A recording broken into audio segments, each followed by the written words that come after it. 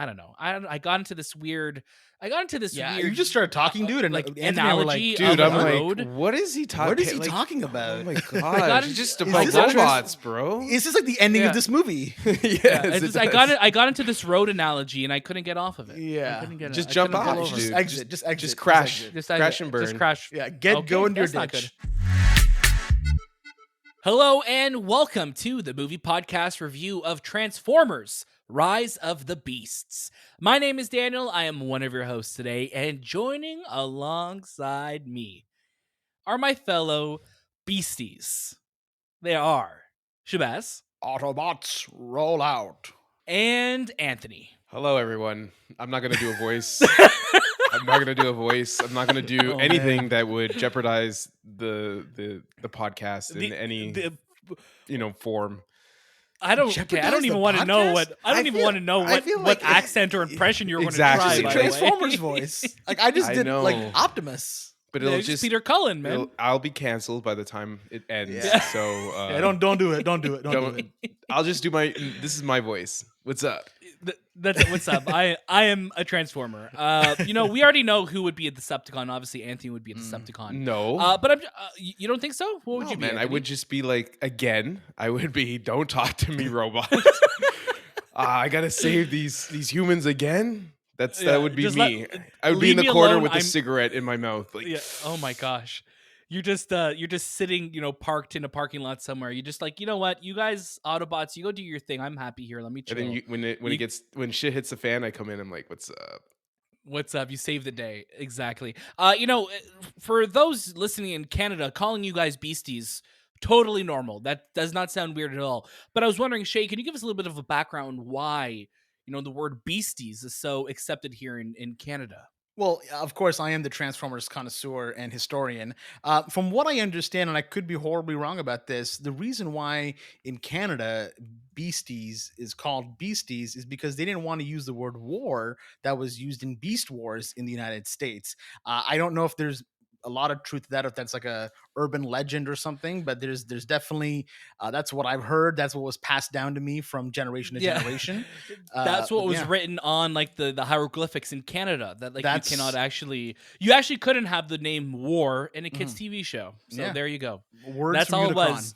So so instead of calling it anything else, they decided to call it Beasties. It was, I believe, that or like bestiality, but I don't think they wanted to go down that road. So very different movie. Yeah. That would be a very different movie, very different show. Yeah. We'd be having a very different conversation right now. But of course, this is the movie podcast, spoiler-free review of Transformers: Rise of the Beasts. I want to say thank you to our friends at Paramount Pictures for inviting us to watch this film. We're going to go all into it very, very soon, but I want to remind you, of course, this is the movie podcast. You can catch brand new episodes of our show all throughout the week.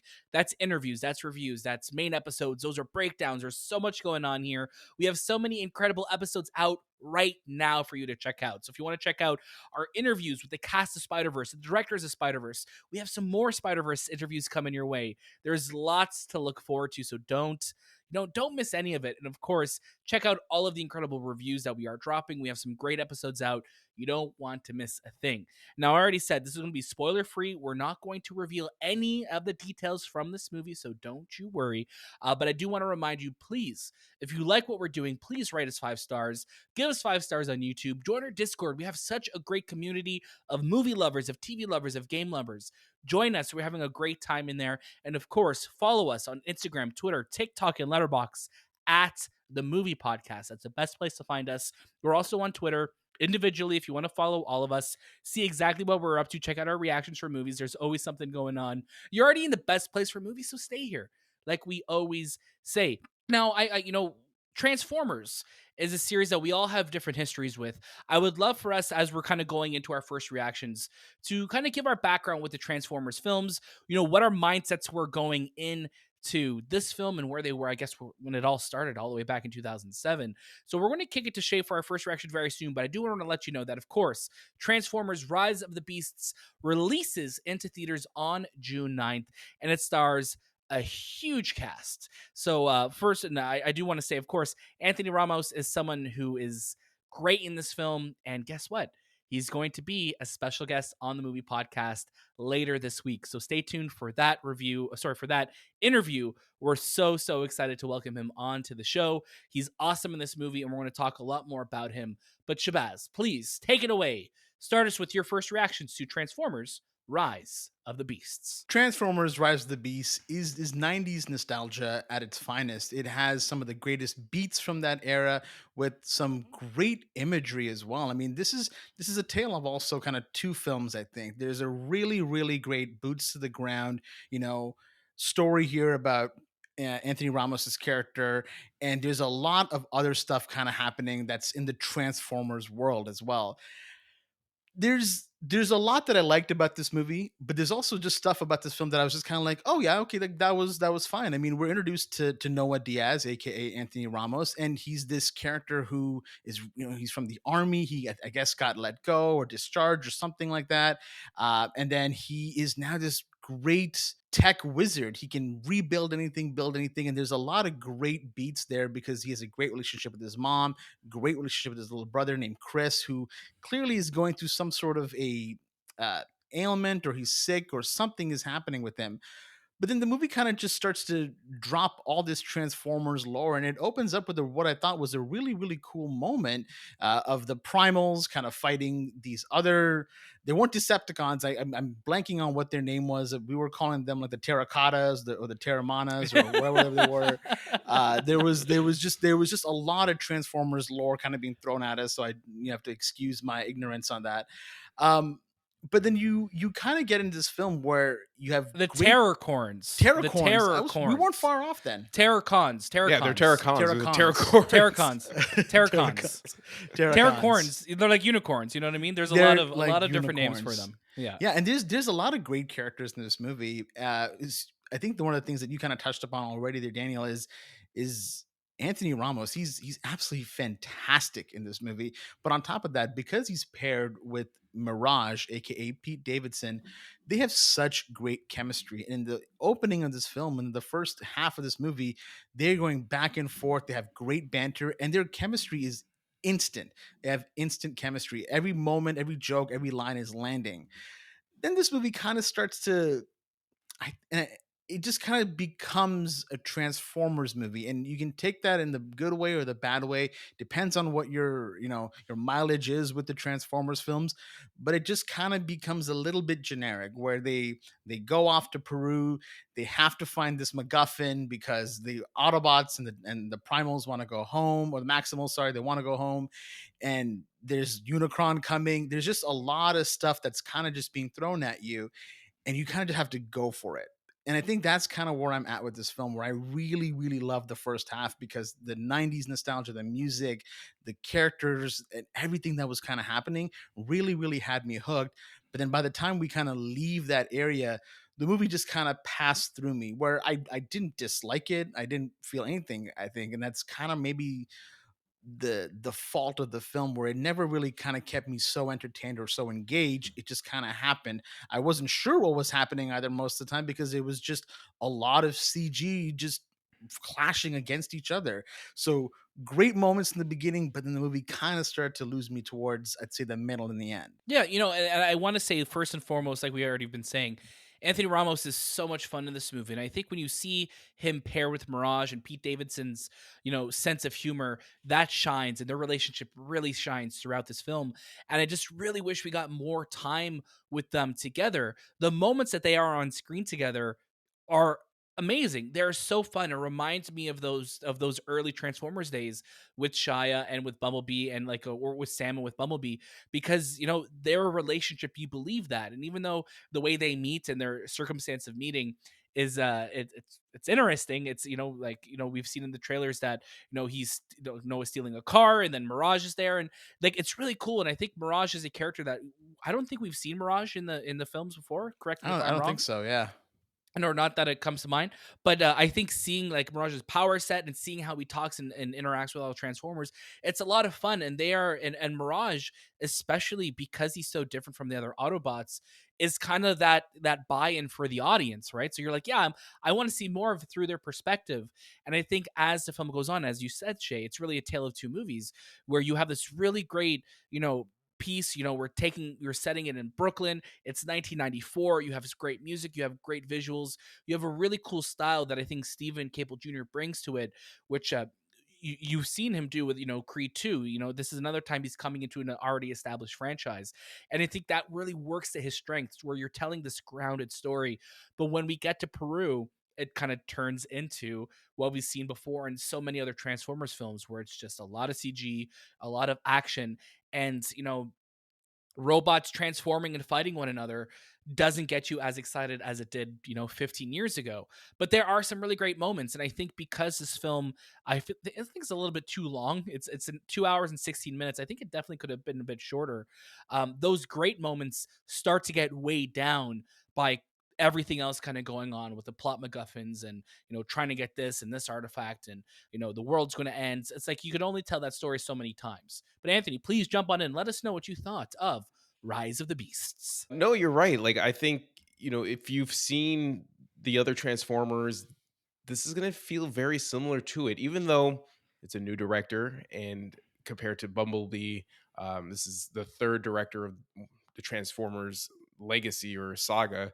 It just feels very similar to the stories that we've had in the past. It doesn't feel rejuvenated. It doesn't feel like it's adding something new, like a new ingredient to it. But it does, like Bumblebee did, right? Like Bumblebee at least tried to go down its own path. But the difference with Bumblebee is that it actually really focused on the character development between Haley Steinfeld and Bumblebee, which this one felt very similar in the sense where you kind of have Anthony Ramos and Mirage, but then there's so much, it's a bigger stake at hand. And I felt like there's a lot of things that they wanted to add, because they're adding the Transformers, and then you're adding the Beast Wars Transformers, and then you add all these other guys, and then you have Unicron, and it's a pretty big event. And the wild thing is, this event actually takes place before the 2007 Transformers. So there's a lot of like broken history that's going through this, that you don't really know where this movie really lies in the sense of the history of this saga. I feel like they're just trying to buy themselves. Is it a reboot? Is it not? Are we just kind of going in a new direction? Exactly. It's a lot of questions that we have. Like, okay, are we trying to tie it? There is a reference to Bumblebee, but it's not specifically outlined and like, hey, this is, remember that girl that you were with a couple years ago? It's like, it's nothing like that. It's just so loosely tied where you almost want like, okay, just be definitive. Is this a reboot? Yeah. Let's it could mean nothing even. That's how whatever it is.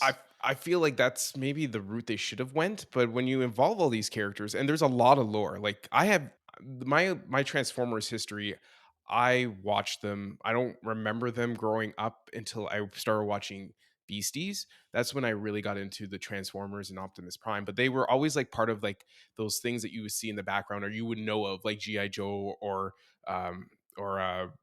Teenage Mutant Ninja Turtles. They're just part of that nostalgia of that time period. Pop culture, like them. Yeah, or like He-Man. Like I never watched He-Man, but I knew of it, and I knew it came before me, and it was just something that passed on to my era. So going into this, I don't know much about the lore. I know Optimus Prime, I know Bumblebee, I know Mirage, I know like Megatron, and I know Unicron, because I remember there was that funny, there's so many funny skits with Transformers that came out during the, the mid 2000s of memes. Like Robot Chicken? That, or like even like the whole Transformers on you remember the whole narration with Transformers where they got someone to play Optimus Prime, and they did that whole fucking joke about, what the fuck is this, and yada yada yada. It was a big thing. So yeah, Transformers is a big cultural part of a lot of people's lives, but for me, do not shit on me because I have no idea what I'm getting into. I didn't understand what the history was. I'm like, wait, does this happen before? How is this Optimus in the same time span of the other Optimus? Like, it just didn't make sense. But overall, like, I still enjoyed the story because I feel like that beginning really hooks you. The New York vibe. I feel like New York is another character in this movie. It feels very 1994 New York, and Anthony Ramos. And I wish we got more of it. Yes, and Anthony Ramos plays that character from New York. Like, I grew up in Bushwhack or wherever. He didn't say Brooklyn. He says something else. Yeah, it's like Bushwhack, I think. Yeah, so it felt good. Like the music felt good. The everything leading up, like even Pete Davidson's character, he had that urban vibe to him. It just felt really like, oh, this is sick. Like they're having this huge race through New York City streets. It just felt good. But then when you kind of like get into the thick of this plot where Optimus doesn't trust humans at this point, because this is kind of like a new thing. Like he sees humans, he's like, I don't fuck with you guys. But he feels different than all the other ones. So when you get to that point, and he's like, I got to do this, and they go on this adventure, you just feel like a lot of shit happens to get to that point of, we have to go to Peru. We have to go find this key. And then you kind of lose track. But then there's a little bit of that ending battle, which was really dope. That feels very transformery. It feels like, okay, this feels like Cybertron, that Cybertron sequence in Bumblebee. It felt like that on the ground. But yeah, like I'm looking forward to if they continue with it. I would have rather had a Beasties type of, Transformers movie, rather than like combining all these universes and whatever, or Back to the Future, Future to the Past type of thing. I just wish they stuck to one genre of Transformers and then kind of grew into something bigger in the future. Yeah, that's a great point, because I think, I love the setting of this movie. I love where this movie starts. I like, okay, you know what? We're telling a story in in New York City in 1994, and I think that it was almost like a missed opportunity to keep it in that city, because as soon as we go to Peru, you kind of lose all sense of what year it is, because the Transformers technology all looks so futuristic. So you're just kind of watching it and you're just like, okay, cool. Like this is all, this all taking place. It could be any time of, whatever century that we're in, because it all blends together with other films that we've seen before.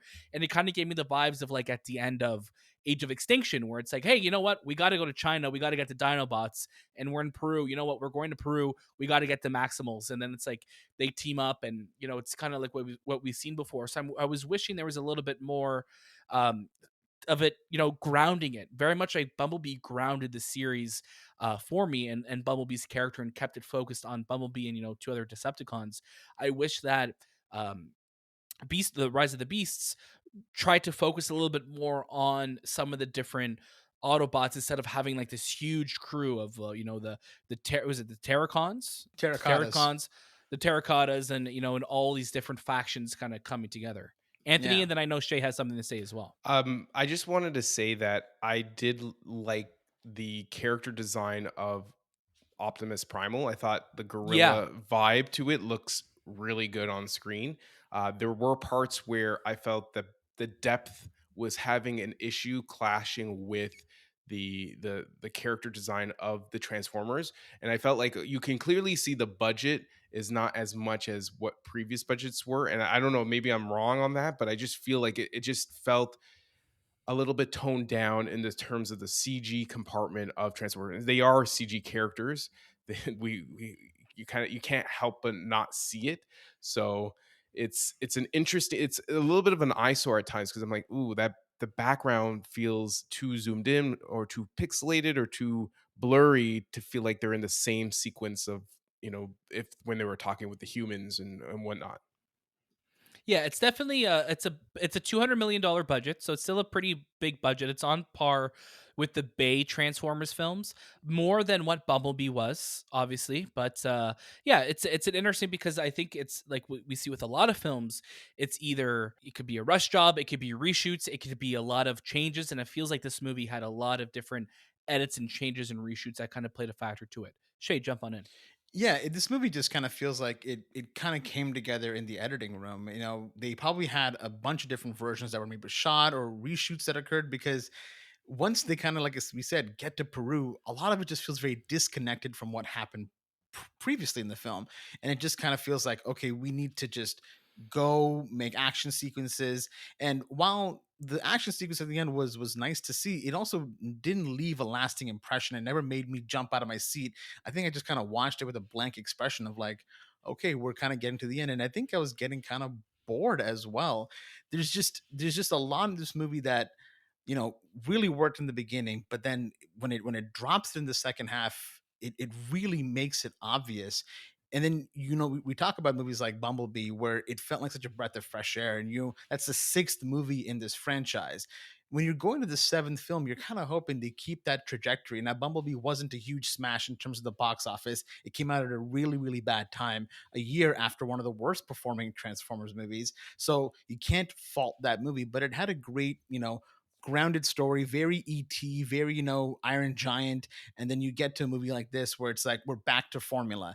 And I don't know if going back to formula was the best idea right now. I think continuing that trajectory of making a smaller film, making this movie about Anthony Ramos's character in Mirage, and maybe Optimus Prime doesn't even show up. Make this the Tokyo Drift. Vin Diesel's not in this movie, but you kind of technically Bumblebee was, right? Exactly. Optimus shows up at the beginning and then shows up driving on the bridge at the end. Right? Yeah, and then that's what worked. And again, I think maybe the studio looked at that movie and was like, "Oh, well, that was a failure, so we can't do that again." Where it's like, no, you're following up a really, really bad film. So I think this movie, going back to that, I don't know if it's going to be a hit. The audience seemed to be enjoying it, but I don't know where it's going to last in the Transformers legacy. I would really hope that whatever they do next is a complete pivotal shift, because you need to make these movies look different now. You need to make them more engaging.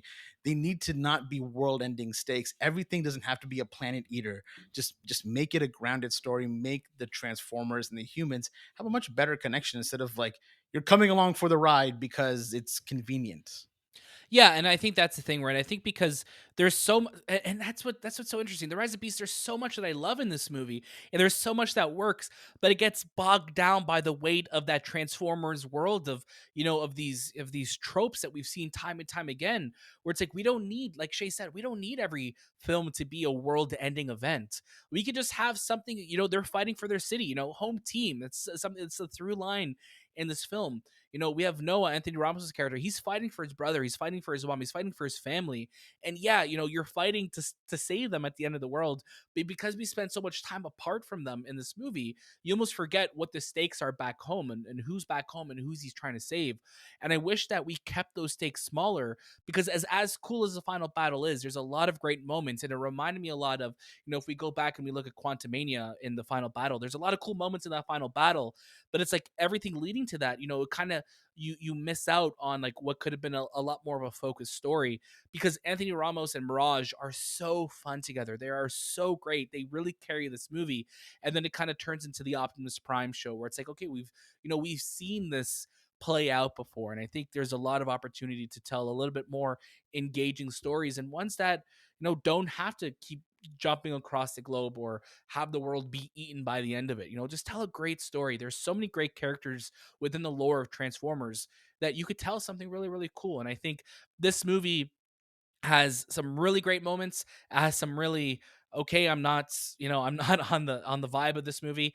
And it's kind of like a tale of that, where it's like a bumpy road, like you're going down it, you're like, yeah, we're getting over it, we're getting through it, and then smooth sailing, and then we're hitting a ditch. So there's a lot of different paths that this movie's taking, where I wish it just kind of took the path you know most paved. I don't know. I got into this weird.